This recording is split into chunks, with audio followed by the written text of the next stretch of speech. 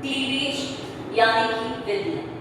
ठीक है, जब भी हम विदलन की बात करते हैं या क्लीवेज की बात करते हैं तो क्लीवेज का मतलब क्या होता है, यहाँ पर डिवीजन होते हैं।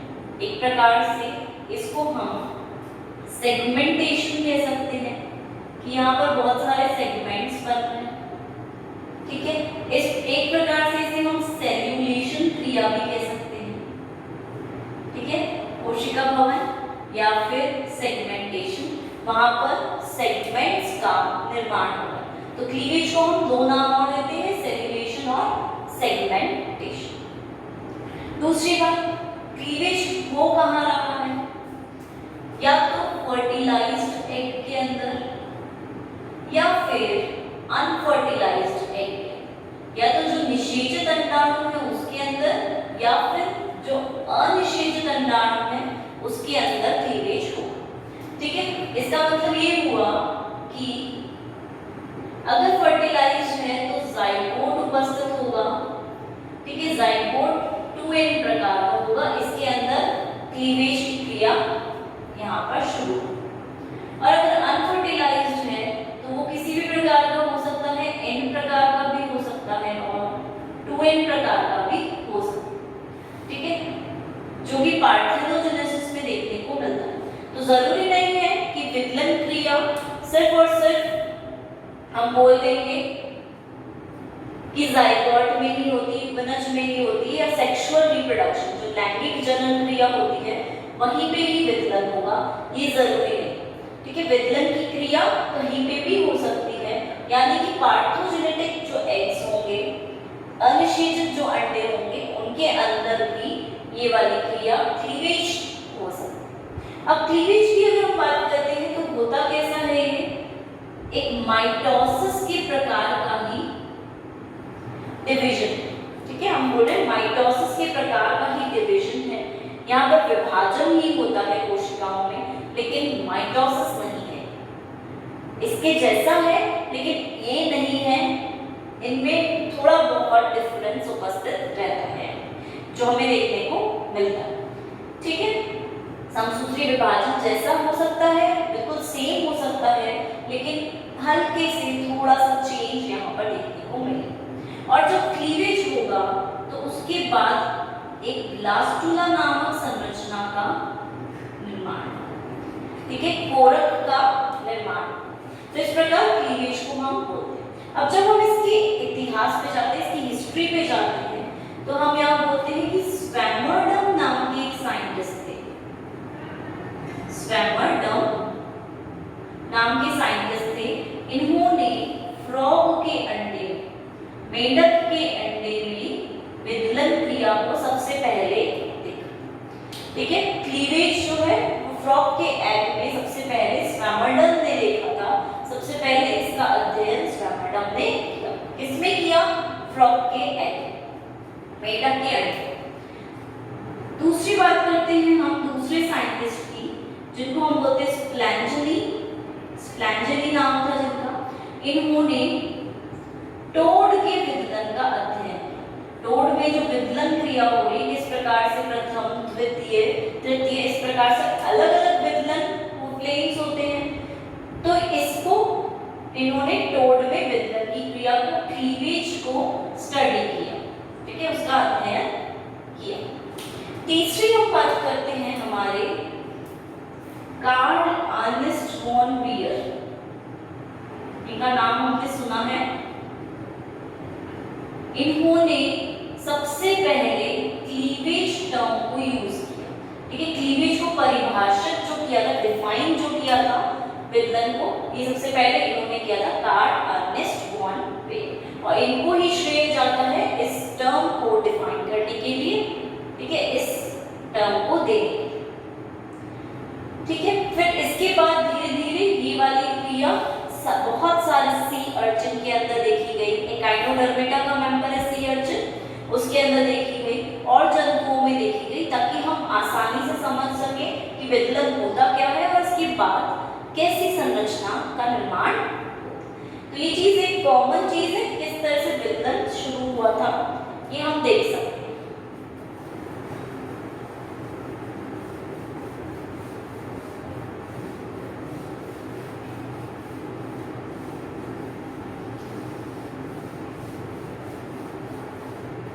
अब बात करते हैं कैरेक्टरिस्टिक्स ऑफ क्लीवेज कि विदलन के क्या लक्षण होते हैं।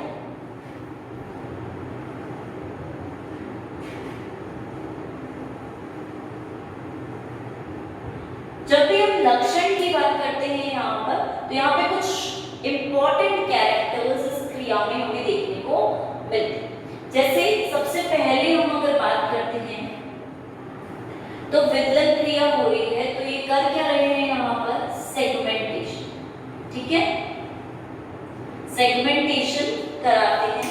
दैट मीन्स इसका मतलब ये हुआ कि वहां पर एक कोशिका है, उसको ये छोटे छोटे सेगमेंट्स में डिवाइड कर रहे हैं, अलग अलग सेगमेंट्स बनाने में हेल्प कर रहे हैं। दूसरी बात अगर हम वहां पर करेंगे कैरेक्टर्स में, तो ये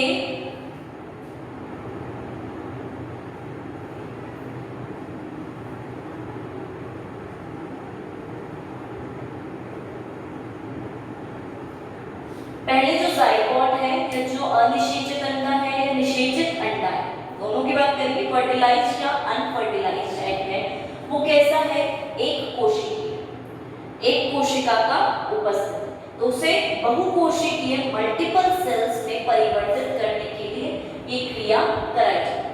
तो इस क्रिया में मोस्टली हम बोलेंगे वन सेल, सिंगल सेल से मल्टीपल सेल्स का फॉर्मेशन किया जाता है, निर्माण होता है। दूसरी चीज एक और ये हम बोलते हैं कि क्लीवेज के कारण, इसके कारण हम बोलते हैं कि जो भी सेल्स बन रहे हैं पहले स्टार्टिंग में वो अविभेदित प्रकार के हैं, वहां पे कोई विभेदन नहीं हुआ है, कोई विभाजन नहीं। ठीक है, कि ये सेल आगे जाकर ये बनाएगा, अभी नहीं है, सारे के सारे सेल्स अभी किस प्रकार के हैं, एक जैसे हैं। ठीक है, फिर जब विभेदन क्रिया होगी, जब वो विभाजित हो जाएंगे, डिफरेंशिएट हो जाएंगे, तब हर सेल के पास एक फंक्शन आ जाएगा कि इससे आगे जाकर ये बना। तो अभी ये किस अवस्था में है, अनडिफरेंशिएटेड, अविभेदित अवस्था में उपस्थित होते हैं ये कोशिकाएं। ठीक है, दूसरी हम बात करेंगे कि इसके कारण क्या होता है, डिवीजन हो रहे हैं। ठीक है, डिवीजन में, डिवीजन किस प्रकार से होगा, 2 सेल, 4 सेल, 8 सेल, 16 सेल, ठीक है, 32 सेल। तो इस तरह से यहाँ पर क्लीवेज की क्रिया होती है कि एक के बाद एक सेल्स का निर्माण हो रहा है। अब ये जो सेल्स का निर्माण हो रहा है, इसको हम बोलते हैं सिंक्रोनस प्रकार का है। ठीक है, शुरुआत में एक साथ होता है। ठीक है, विदलन क्रिया शुरुआत में सारी कोशिकाओं में एक साथ होती है, फिर एक बार कुछ कोशिकाएं बन जाती हैं, तो उसके बाद क्या होता है, वहां पर अलग अलग टाइम पे, अलग अलग समय पर भी हो सकती है। तो पहले एक दूसरे को सिंक्रोनाइज कर रही हैं, एक बार ये बन गया, उसके बाद दूसरी क्रिया स्टार्ट हो रही, फिर तीसरी, फिर चौथी, इस प्रकार से हो रही है। ऐसा नहीं हो रहा कि सारी की सारी क्रियाएं कोई लिंक ही नहीं।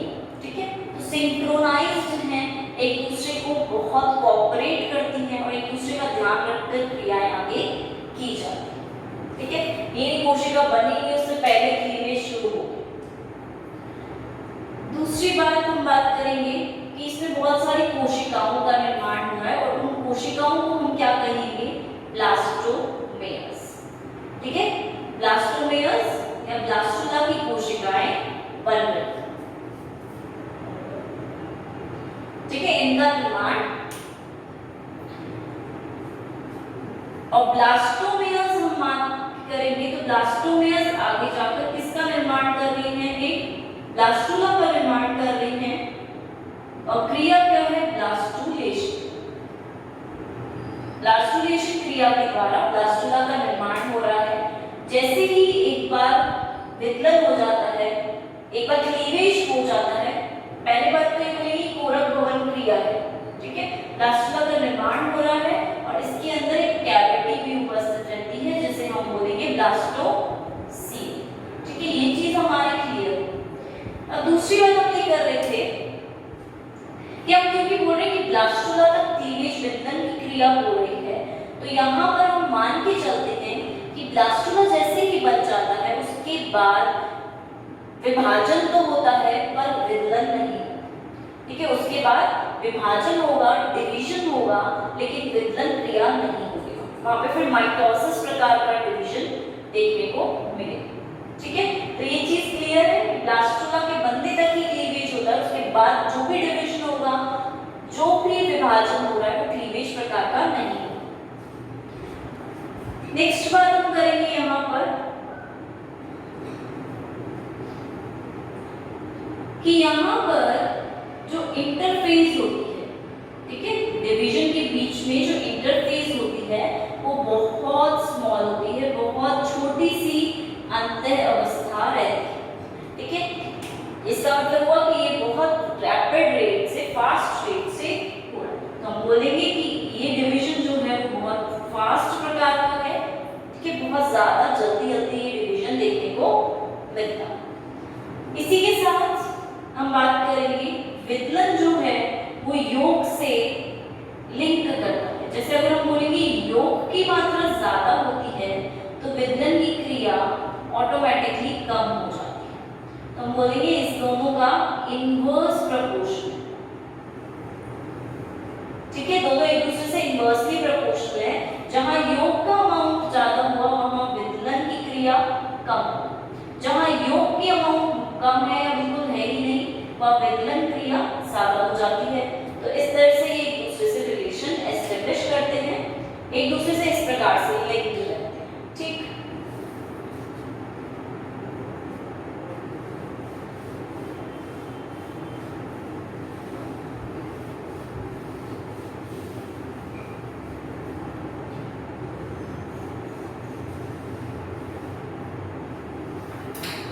नेक्स्ट पॉइंट की हम बात करेंगे यहाँ पर कि शुरुआत में क्या होता है, जो जाइगोट की शेप है वो सेम ही रहती है। ठीक है, सेम शेप, चाहे कितनी भी विदलन क्रिया हो जाए इसकी शेप में कोई चेंज नहीं होता इसके द्वारा।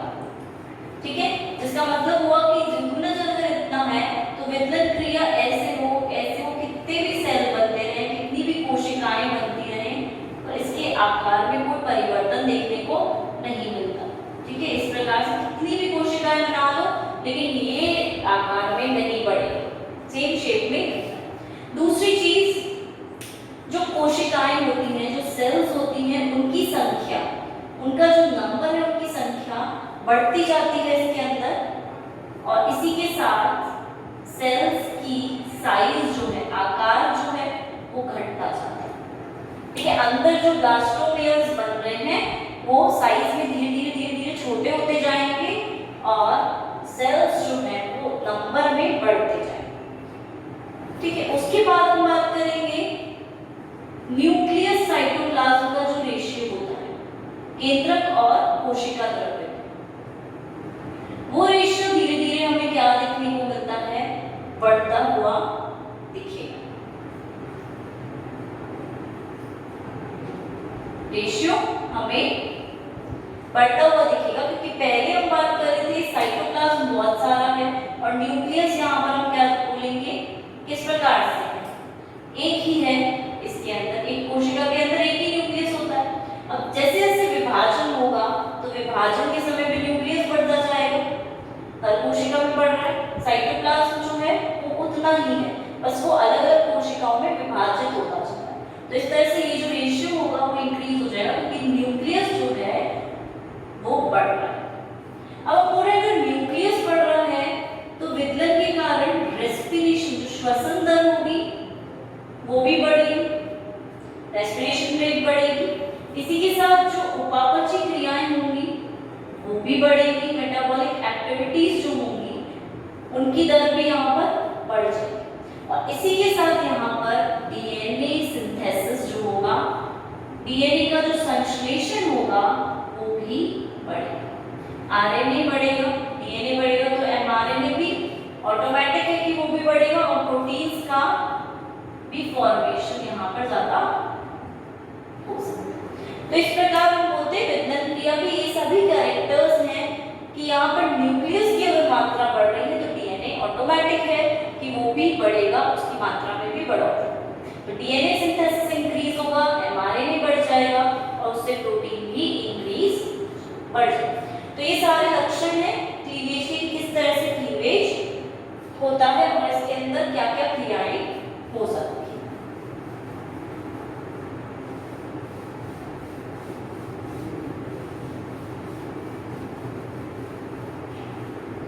अब बात करते हैं हम प्लेन्स ऑफ क्लीवेज।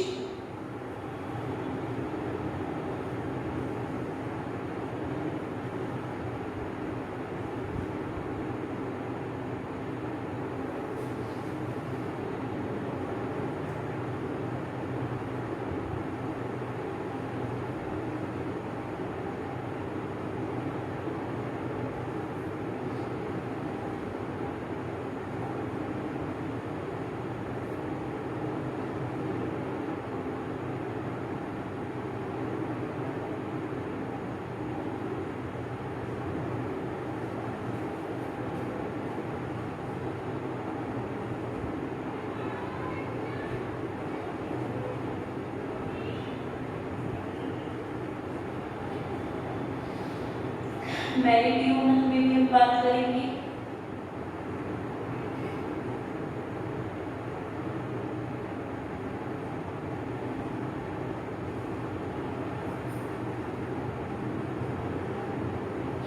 ठीक है, फिर हम बात करेंगे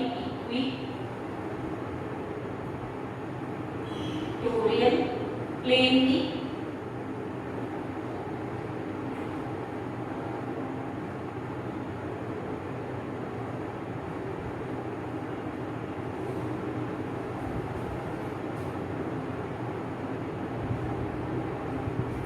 फिर हम बात करेंगे, लास्ट हो गया लैटिट्यूड।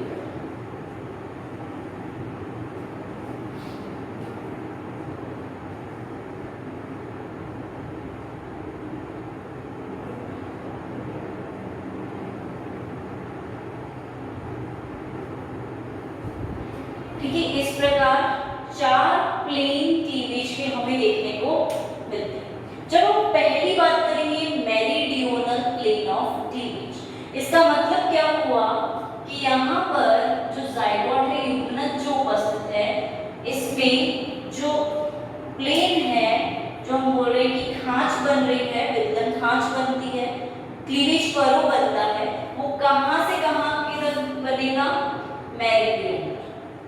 इसका मतलब हुआ कि अगर ये डिवाइड होते हैं तो किस प्रकार से डिवाइड होंगे? इस प्रकार से यहाँ पर डिविजन।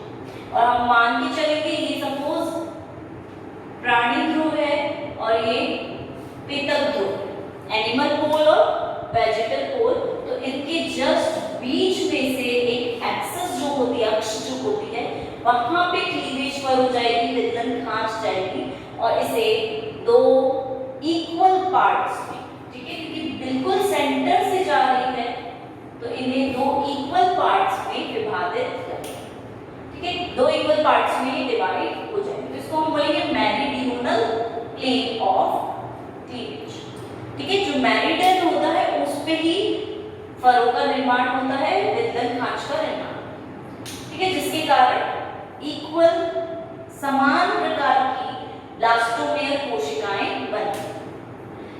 एग्जाम्पल अगर हम देखें इसमें तो फिश और एम्फिओक्सिस इनमें एग्जाम्पल हो सकते हैं। ठीक है, फ्रॉग में भी ये देखने को मिल सकता है। वहीं हम नेक्स्ट सेकंड बात करेंगे वर्टिकल प्लेन ऑफ क्लीवेज। इसका मतलब हुआ कि यहाँ पर भी लाइन जो है, फरो जो है, विदलन खांच जो है वो रहेगी कैसी? खड़ी प्रकार की ही रहेगी, और यहाँ पे इस तरह की संरचना देखिए, मतलब ये बीच में से न जाकर साइड में से विदलन खांच जा सकती है। तो इस प्रकार से डिवाइड करेंगे, मतलब यहाँ पर एनिमल पोल और वेजिटल पोल के बीच में से, एक्सिस में से यहाँ नहीं जाता। ठीक है, तो 2 प्रकार से, या तो बीच से इधर की तरफ डिवीजन होगा विदलन खांच का, क्लीवेज फरो का निर्माण, या तो इस साइड हो सकता है या इस साइड हो सकता है। अगर इस साइड होता है तो हम क्या देखने को मिलेगी कि यहाँ पर छोटी कोशिका बनेगी और यहाँ पर बड़ी, और अगर उस साइड होता है तो उस साइड छोटी और इधर बड़ी। तो इस प्रकार से 2 प्रकार से यहाँ पर हो सकता है, जो कि बिल्कुल सेंटर से न जाकर, बिल्कुल मध्य से न जाकर, थोड़ा सा साइड में से जा रही है, और इसके कारण असमान प्रकार की कोशिकाएं बनती हैं। ब्लास्टोमेयर कहते हैं। ठीक है, लोग नाम देते हैं ब्लास्टोमेयर। इसका अगर एग्जांपल देखते हैं तो फ्रॉग में हम बात करते हैं कि फ्रॉग में जो चौथी विदलन क्रिया होती है, फोर्थ स्टेप में जो विदलन क्रिया होती है वो यही होती है, वर्टिकल प्लेन। और एरिया कार्पा एक प्रकार की फिश है और हैंड चूजे में हम देखते हैं, इन दोनों में हम देखते हैं कि तीसरी जो विदलन प्रक्रिया होगी वो इस प्रकार की होगी, वर्टिकल प्लेन ऑफ क्लीवेज रहेगी। ठीक है, खांच का निर्माण साइड में हुआ। थर्डली हम बात करेंगे इक्वेटोरियल प्लेन ऑफ क्लीवेज। ठीक है, इसमें अगर हम बात करें तो इस प्रकार से जाइगोट उपस्थित है। ये हमारा हुआ प्राणी ध्रुव, ये हुआ पितक ध्रुव, एनिमल पोल एंड वेजिटल। तो यहाँ मान के चलेंगे इक्वेटोरियल प्लेन है, मतलब अर्थ का इक्वेटर कहाँ होता है, बिल्कुल मध्य में उपस्थित होता है, बिल्कुल सेंटर में उपस्थित होता है। तो वहीं से क्लीवेज खांच का यहाँ निर्माण होगा। विदलन फरो जो होती है, ठीक है, क्लीवेज फरो जो होती है बिल्कुल सेंटर से पास होगी, जैसे इक्वेटर जाता है हमारे अर्थ के सेंटर से। ठीक है, और इसके कारण जो डिवीजन होगा वो ऐसा होगा।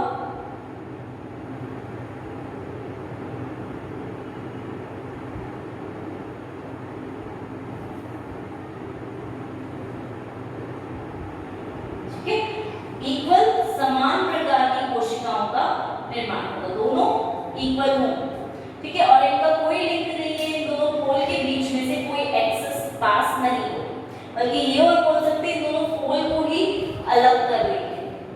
ठीक, और ये हम देखेंगे मैमल्स के, मोस्ट ऑफ द मैमल्स जो होंगे स्तनधारी जीव होंगे, उनके प्रथम क्लीवेज में और एम्बाइस्टोमा के पांचवें क्लीवेज में इस प्रकार का विदलन देखा जा सकता है। लास्टली हम बात करेंगे लैटिट्यूडिनल प्लेन ऑफ क्लीवेज की, जिसमें लेटी हुई लाइंस उपस्थित है। लैटिट्यूडिनल का मतलब ये है लेटी, ठीक है, लेटी हुई खांच बनेगी। तो यहाँ देखते हैं जाइगोट की बात करते हैं, सेंटर से पास न होकर या तो यहाँ से या यहाँ से, अगर यहाँ से पास हो रही है तो किस प्रकार बनेगी कोशिकाएं, यहाँ पे अलग और यहाँ पर अलग, और अगर यहाँ से पास हो रही है तो यहाँ पर अलग और यहाँ पर अलग। इस प्रकार से दोनों प्रकार से कहीं से भी पास हो सकती है, बस बीच में से मध्य में से पास नहीं हो रही, जिसके कारण दो अनइक्वल प्रकार के, ठीक है, दो असमान प्रकार की ब्लास्टोमेयर कोशिकाओं का निर्माण होगा। ठीक है, इन्हें हम मार्क करेंगे ब्लास्टोमेयर। ठीक है, लेटी हुई लाइन से मध्य से नहीं हो जाके मध्य के साइड से जा रही हैं, और हो सकता है किसी एक पोल को ये डिवाइड हो। अब इसमें अगर हम देखते हैं तो फ्रॉग और एम्फिओक्सस में हमें देखने को मिलेगी, फ्रॉग और एम्फिओक्सस दोनों में तीसरी जो विदलन क्रिया होगी वो इसी प्रकार की होगी, लैटिट्यूड। तो इस प्रकार से चार प्लेन ऑफ क्लीवेज हमें देखने को मिलते हैं और ऐसे कोशिकाओं का निर्माण। ठीक है, अनइक्वल और इक्वल इस प्रकार से निर्धारित किया जाता है। नेक्स्ट हम बात करेंगे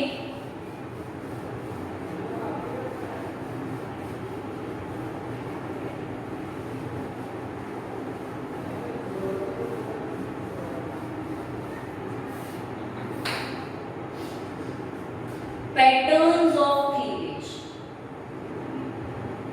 ठीक है, क्लीवेज के किस प्रकार से क्या पैटर्न्स उपस्थित, अलग अलग जंतु में हमें अलग अलग प्रकार के पैटर्न देखने को मिल सकते हैं। ठीक है, यहाँ पर हम मोस्ट प्रोबेबली चार प्रकार के पैटर्न्स को ही देखेंगे या पढ़ेंगे। तो सबसे पहले हम बात करेंगे यहाँ पर रेडियल क्लीवेज, जिसको हम बोल सकते हैं कि ये किसके अंदर देखने को मिलेगा हमें, एकाइनोडर्मिटा।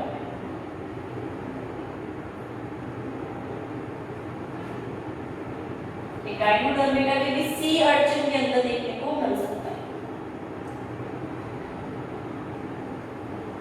सीलेंड्रेटा में भी देखने को मिल सकता है। ठीक है, इस तरह से हम बोलेंगे इनके अंदर ही देखने को मिलेगा। अब होता क्या है इसके अंदर ये देख लेते हैं।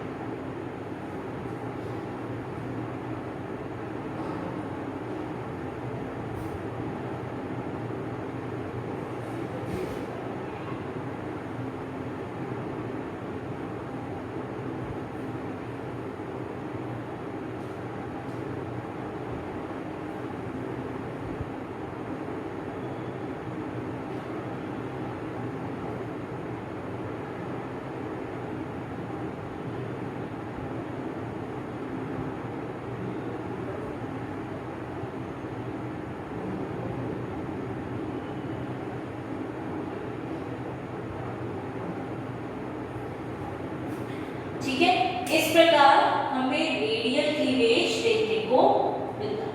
ये हम बोल सकते हैं अपर व्यू है, ऊपर से देखने को मिल रहा है, और ये है साइड व्यू जिसमें 8 सेल्स या 8 सेल स्टेज भी बोल सकते हैं, 8 कोशिकाओं की अवस्था देखने को मिलती है। ठीक है, ये हमारा जाइगोट है, ये पता चला। अपर व्यू है 8 सेल स्टेज की, और ये है ब्लास्टोमेम्ब्रेन। ठीक है, यहाँ देखने को हमें क्या मिल रहा है कि यहाँ पर हम क्या देख रहे हैं, जो कोशिकाएं बन रही हैं उनमें सबसे पहले क्या देखने को मिल रहा है, जो हम बोलते हैं कौन सा क्लीवेज होता है जो बिल्कुल बीच में से जाएगा, मेरिडियन। ठीक है, खड़े में 90 डिग्री के एंगल पर 2 मेरिडियोनल क्लीवेज यहाँ देखने को मिलेंगे। जैसे ये जाइगोट है तो ये ऊपर का व्यू देख रहे हैं हम, एक ऊपर से ऐसे मेरिडियोनल, एक ऐसे, दोनों 90 डिग्री के एंगल पर, एक ऐसे 2 भागों में डिवाइड कर रहा है इसको, एक ऐसे 2 भागों में, तो ऐसे 4 भाग बन गए। ठीक है, 4 भाग का निर्माण हो गया, ऐसे बन गए। अब क्या होगा, बीच में से इक्वेटोरियल क्लीवेज, बीच में से जाएगा लेटा हुआ क्लीवेज बीच में से, जिसके कारण 4 भाग ऊपर 4 भाग नीचे, और इस प्रकार से 8 कोशिकाओं का निर्माण। तो यहाँ हमें क्या देखने को मिल रहा है कि हर कोशिका जो अपर टायर, इसको हम बोलेंगे अपर टायर के ऊपर की तरफ जो टायर है, इससे हम लोअर टायर बोलेंगे नीचे की तरफ जो टायर उपस्थित। तो हम ये बोलेंगे कि अपर टायर की जो कोशिकाएं हैं, ब्लास्टोमेयर्स हैं, वो जस्ट लोअर टायर की कोशिकाओं के ऊपर ही है। ठीक है, दोनों एक के ऊपर एक कोशिकाएं अरेंज हैं और बिल्कुल इक्वल प्रकार से, ठीक है, बिल्कुल समान प्रकार से यहाँ पर कोशिकाओं में विभाजन देखने को मिलता है। ठीक है, तो इस प्रकार के क्लीवेज को हम बोलते हैं रेडियल क्लीवेज, जो मोस्ट प्रोबेबली हमें सी अर्चिन जो एकिनोडर्मेटा का मेंबर है उसके अंदर देखने को मिलेगा। क्लियर है, एक के ऊपर एक कोशिकाएं हैं, और इसलिए हम बोल सकते हैं यहाँ पर एग किस प्रकार का होगा, होमोलेसिकल प्रकार, जिसका मतलब क्या हुआ कि यहाँ पर समान रूप से वितरण जो है वो वितरित रहा होगा, तभी क्लीवेज फरोज जो है, वितरण खांचे जो हैं वो आराम से यहाँ पर बन गई, कहीं कोई बैरियर नहीं दिखा, कहीं रुकावट नहीं मिली, इसलिए सारे सेल्स इक्वल प्रकार के बने। और होमोलेसिकल या आइसोलेसिकल भी हम इसे बोलते हैं, क्योंकि दोनों में से कुछ भी बोल सकते हैं। और ये वाले एग्स जो हैं वो किस प्रकार के होते हैं, माइक्रोलेसिकल। ठीक है, सूक्ष्म वितरकी प्रकार के अंडे ही, जहां पर योग की मात्रा बहुत कम उपस्थित होती है। तो इस प्रकार का क्लीवेज रेडियल प्रकार का क्लीवेज है। सिलेंड्रेटा के जो मेंबर हैं, यहाँ पे सिलेंड्रेटा में भी इस प्रकार की क्लीवेज देखने को मिल सकती है।